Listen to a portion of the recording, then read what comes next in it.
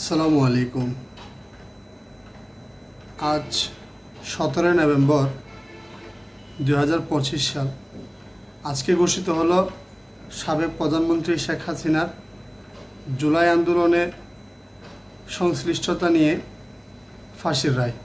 এই রায়ে মোট টোটাল 3 জনকে অভিযুক্ত করা হয়েছে।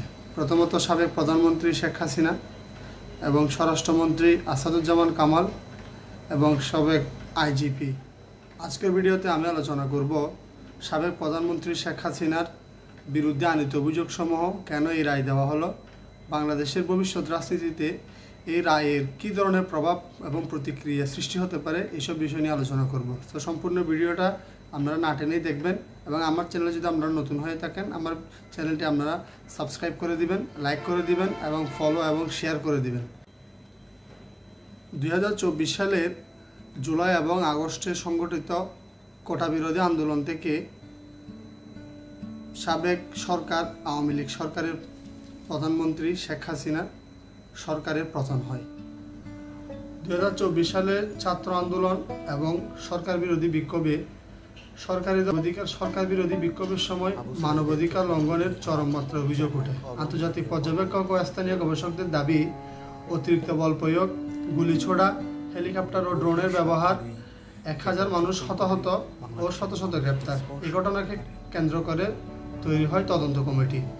এরপরই শুরু হয় crime against humanity case. Tribunal মূলত শেখ হাসিনাকে 3টি মূল ভিত্তিতে দোষী সাব্যস্ত করে। Number 1, command responsibility.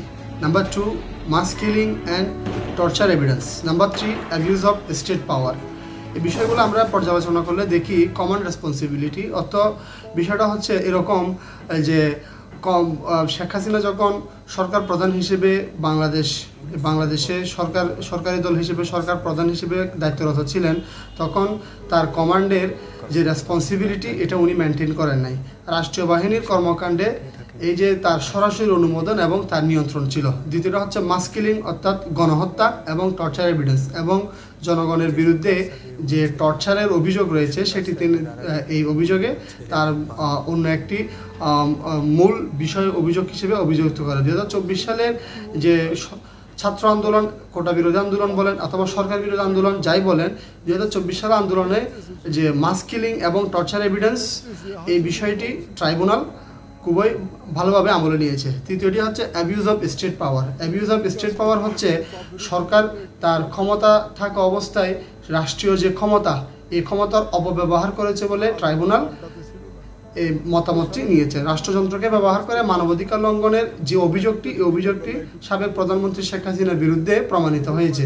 এই 3টি বিষয়কে কেন্দ্র করে আসলে বর্তমান যে ট্রাইব্যুনাল রয়েছে, এই বর্তমান ট্রাইব্যুনালটি শেখ হাসিনাকে দেশের সর্বোচ্চ শাস্তি মৃত্যুদণ্ড হিসেবে ফাঁসিতে ঝুলিয়ে মৃত্যুদণ্ড কার্যকর করার রায় ঘোষণা করে। এখন এই রায়ের মধ্যে দুটি মিশ্র প্রতিক্রিয়া দেখা দিয়েছে।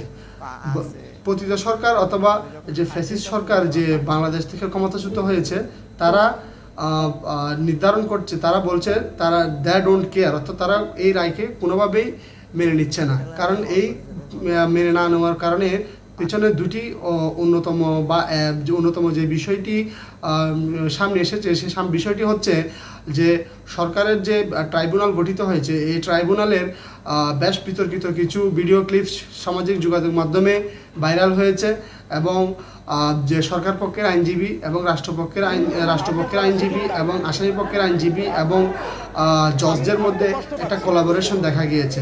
এই বিষয় নিয়ে যার কারণে এই রায়টি সুষ্ঠু এবং সুসংগঠিত রায় বলে বিবেচিত কম হচ্ছে। অন্যদিকে সরকারের পক্ষ থেকে বলা হচ্ছে এই ধরনের কোনো রায়, এই রায়টি মূলত যে 3টি বিষয়ের উপর ভিত্তি করে দেওয়া হয়েছে, এই রায়টি খুবই সুষ্ঠু এবং এই রায়টি আন্তর্জাতিক মানদণ্ড মেনটেন করেই এই সাবেক প্রধানমন্ত্রী শেখ হাসিনার বিরুদ্ধে এই রায়টি ঘোষণা করা হয়েছে। শেখ হাসিনার রায় ঘোষণার পরে এই রায়টি গ্লোবাল নিউজের মধ্যে ট্রেন্ডিং হিসেবে বিবেচিত হয়েছে। পৃথিবীর বিভিন্ন দেশের সংবাদ সংস্থাগুলো এই রায় নিয়ে পর্যালোচনা করেছেন এবং মিশ্র প্রতিক্রিয়া দেখা দিয়েছে। বিশ্ব মিডিয়ায় এই ঘটনাটি অনেক বড় একটা রিপোর্টের অংশ হিসেবে দাঁড়িয়েছে। কেউ বলছেন এটা জাস্টিস ফর বাংলাদেশ, কেউ বলছে এটা পলিটিক্যাল একটা ট্রায়াল। মানবাধিকার সংস্থাগুলো দাবি করছে এই যে জুলাই অভ্যুত্থানের যে হত্যাকাণ্ডে এবং জুলাই অভ্যুত্থানের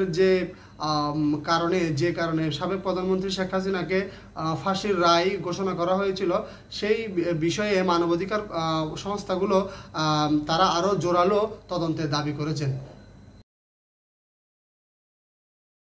এখন আলোচনা করব বাংলাদেশে এই যে সাবেক প্রধানমন্ত্রী শেখ হাসিনার বিরুদ্ধে যে রায়, এই রায়টা বাংলাদেশের রাজনীতিতে এবং সম্ভাব্য ভবিষ্যৎকে কি ধরনের প্রভাবান্বিত করতে পারে। এক হচ্ছে রাজনৈতিক স্থিতিশীলতা বা অস্থিতিশীলতা, আওয়ামী লীগের নেতৃত্বের পরিবর্তন আসতে পারে। ভবিষ্যৎ নির্বাচন 2026, এই 26-এ এই রায়ের একটা বিশাল একটা প্রভাব পড়তে পারে। আন্তর্জাতিক সম্পর্ক এবং অর্থনীতির উপর একটা বিশাল একটা প্রভাব পড়তে পারে। আর আবার এটা হতে পারে এটা বাংলাদেশের একটা পলিটিক্যাল টার্নিং পয়েন্ট হিসেবে বিবেচিত হতে পারে। তো শেখ হাসিনার বিরুদ্ধে বিচারিক আদালতের যে ফাঁসির রায় কার্যকরের বিষয়ে নির্দেশনা দেওয়া হয়েছে, এই রায়টি কি আসলে ন্যায় বিচারের অংশ নাকি রাজনৈতিক পালাবদলের অংশ? প্রমাণ, আদালতের বক্তব্য এবং জনমত সব দিকে ইঙ্গিত দেয় যে বাংলাদেশের সামনে আরও বড় ধরনের পরিবর্তন আসছে। ভিডিওটি ভালো লাগলে আপনারা আমার চ্যানেলটি সাবস্ক্রাইব করে দিবেন, শেয়ার করে দিবেন এবং লাইক করে পাশে থাকবেন। আসসালামু আলাইকুম ওয়া রাহমাতুল্লাহ।